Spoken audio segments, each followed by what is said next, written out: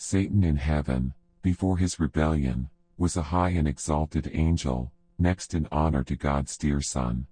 His countenance, like those of the other angels, was mild and expressive of happiness. His forehead was high and broad, showing a powerful intellect. His form was perfect, his bearing noble and majestic. A special light beamed in his countenance, and shone around him brighter and more beautiful than around the other angels. Yet Jesus, God's dear Son, had the preeminence over all the angelic host. He was one with the Father before the angels were created. Satan was envious of Christ, and gradually assumed command which devolved on Christ alone. The great Creator assembled the heavenly host, that he might in the presence of all the angels confer special honor upon his Son. The Son was seated on the throne with the Father, and the heavenly throng of holy angels was gathered around them. The Father then made known that it was ordained by himself that Christ, his Son, should be equal with himself, so that wherever was the presence of his Son, it was as his own presence. The word of the Son was to be obeyed as readily as the word of the Father. His Son he had invested with authority to command the heavenly host. Especially was his Son to work in union with himself in the anticipated creation of the earth and every living thing that should exist upon the earth. His Son would carry out his will and his purposes, but would do nothing of himself alone. The Father's will would be fulfilled in him. Satan was envious and jealous of Jesus Christ. Yet when all the angels bowed to Jesus to acknowledge his supremacy and high authority and rightful rule, Satan bowed with them, but his heart was filled with envy and hatred.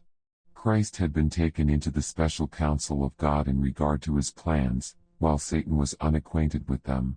He did not understand, neither was he permitted to know, the purposes of God.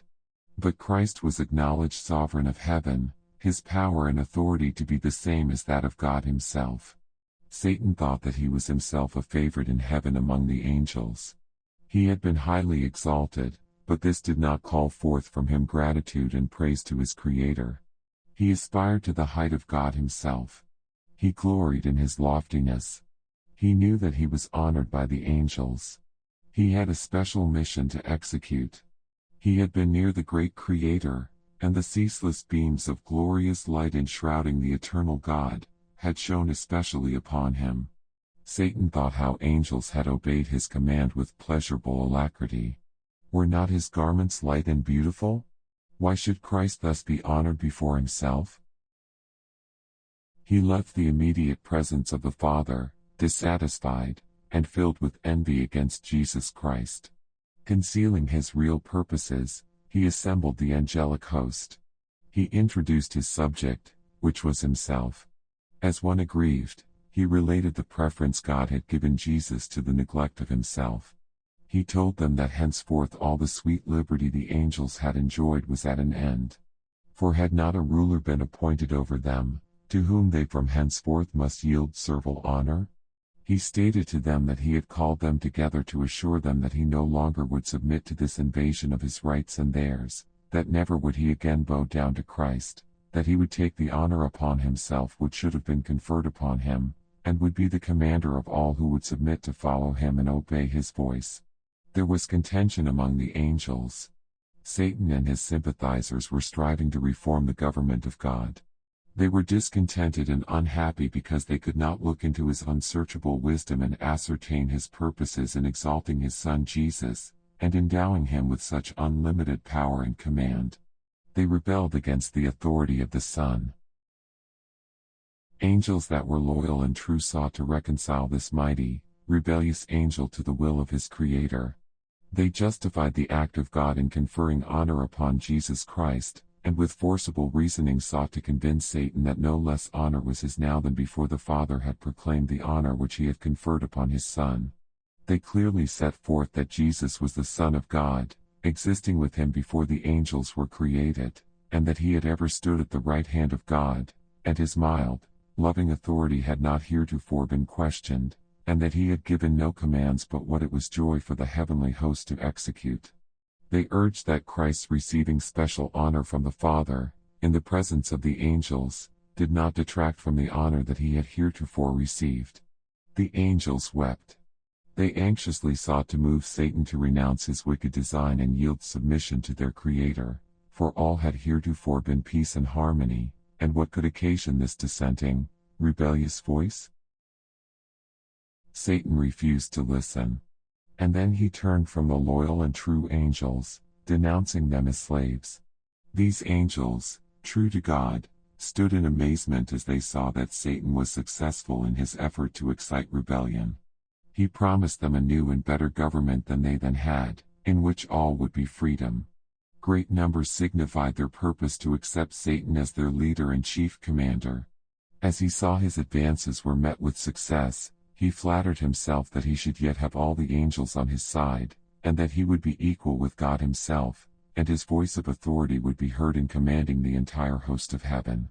Again the loyal angels warned Satan, and assured him what must be the consequence if he persisted, that he who could create the angels, could by his power overturn all their authority, and in some signal manner punish their audacity and terrible rebellion.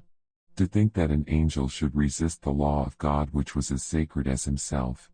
They warned the rebellious to close their ears to Satan's deceptive reasonings, and advised Satan, and all who had been affected by him, to go to God and confess their wrong for even admitting a thought of questioning his authority. Many of Satan's sympathizers were inclined to heed the counsel of the loyal angels, and repent of their dissatisfaction, and be again received to the confidence of the Father and his dear Son. The mighty revolter then declared that he was acquainted with God's law, and if he should submit to servile obedience, his honor would be taken from him. No more would he be entrusted with his exalted mission. He told them that himself and they also had now gone too far to go back, and he would brave the consequences, for to bow in servile worship to the Son of God he never would, that God would not forgive, and now they must assert their liberty and gain by force the position and authority which was not willingly accorded to them. The loyal angels hasten speedily to the Son of God, and acquaint him with what is taking place among the angels. They find the Father in conference with his beloved Son, to determine the means by which, for the best good of the loyal angels, the assumed authority of Satan could be forever put down. The great God could at once have hurled this arch-deceiver from heaven, but this was not his purpose. He would give the rebellious an equal chance to measure strength and might with his own Son and his loyal angels. In this battle every angel would choose his own side, and be manifested to all. It would not have been safe to suffer any who united with Satan in his rebellion to continue to occupy heaven. They had learned the lesson of genuine rebellion against the unchangeable law of God, and this is incurable. If God had exercised his power to punish this chief rebel, disaffected angels would not have been manifested, hence God took another course, for he would manifest distinctly to all the heavenly host his justice and his judgment. It was the highest crime to rebel against the government of God. All heaven seemed in commotion. The angels were marshaled in companies, each division with a higher commanding angel at their head. Satan was warring against the law of God, because ambitious to exalt himself, and unwilling to submit to the authority of God's Son, heaven's great commander. All the heavenly host were summoned to appear before the Father, to have each case determined. Satan unblushingly made known his dissatisfaction that Christ should be preferred before him. He stood up proudly and urged that he should be equal with God, and should be taken into conference with the Father and understand his purposes.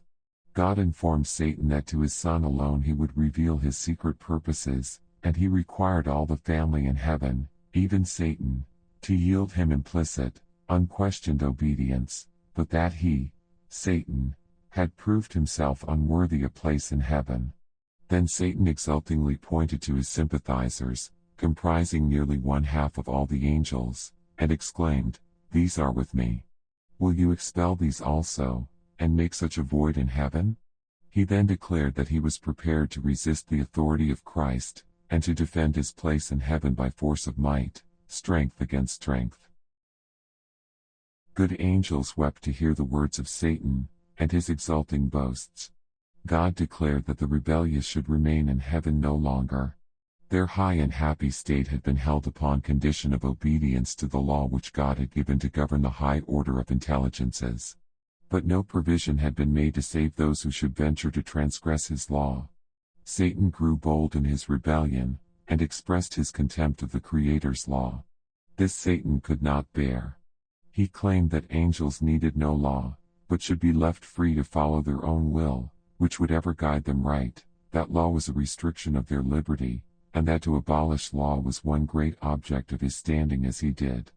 The condition of the angels he thought needed improvement. Not so the mind of God, who had made laws and exalted them equal to himself. The happiness of the angelic hosts consisted in their perfect obedience to law.